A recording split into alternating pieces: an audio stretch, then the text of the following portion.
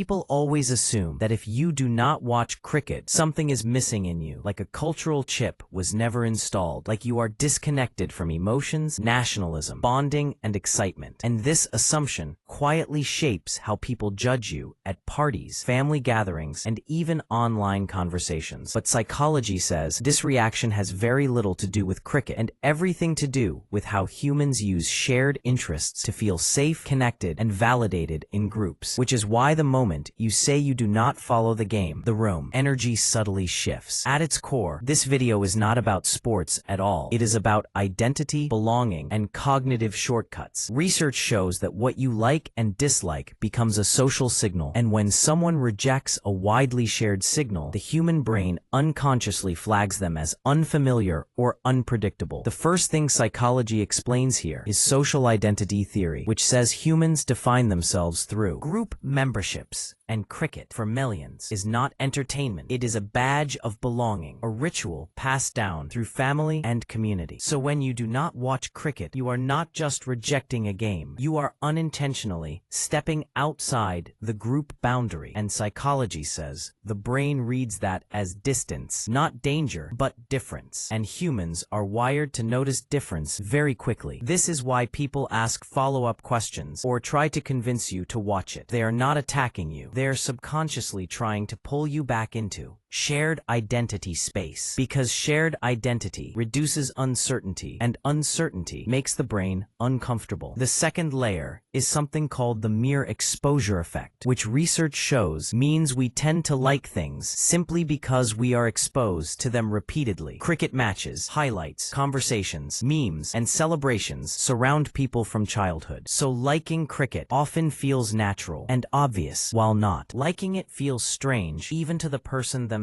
Psychology says when someone openly rejects something, the majority is emotionally attached to it, creates mild cognitive dissonance because your existence challenges the assumption that liking cricket is automatic. This is why people say things like, "You have not watched the right match yet," because their brain wants to restore balance. Then there is the concept of emotional synchronization, which explains why mass sports feel so powerful when millions react to the same moment at the same time. Dopamine and oxytocin levels rise, creating a feeling of unity and shared emotion. Research shows this bonding effect is similar to concerts, religious gatherings, and festivals. So when you do not watch cricket, people unconsciously assume you are missing out on connection, not entertainment. And psychology says humans often confuse emotional bonding with personal fulfillment, which is why they feel compelled to tell you that you are missing something important, even if you are perfectly content. Another reason is narrative conditioning. Psychology shows that humans love long-running stories, heroes, villains, redemption arcs, and cricket provides a continuous narrative across years and generations. Players become characters, and matches become memories. So, when someone says they do not watch cricket, it feels like saying you never watched any movies at all. The brain struggles to place you in familiar story frameworks, and this triggers subtle social friction, not because you are wrong, but because you do not fit into an easy narrative box, which is something the human mind constantly seeks. The final and most overlooked factor is autonomy. Psychology says that choosing differently threatens social conformity, and conformity keeps groups stable. When you calmly say you do not watch cricket, you are exercising independent preference, and research shows that independent choices can make others question their own habits, even unconsciously so, to protect their sense of certainty. They may label you boring, weird, or different. This is not about you. It is a defense mechanism to avoid self-reflection, and psychology validates that this reaction is extremely common in cultures where collective interests are strong. So when you step back and look at it, people who do not watch cricket are not emotionless, disconnected, or missing out. They are simply operating outside a dominant social signal. Psychology says this does not make you superior or inferior. It just makes your identity less predictable to others, and unpredictability is something the human brain notices quickly, but adapts to over time once trust and understanding replace assumptions. If this changed how you see social reactions and helped you understand yourself or others better, then stay here, subscribe to Dark Jack, and watch more, because understanding human behavior is not about changing who you are. It is about seeing the invisible forces that shape how people respond to you every single day.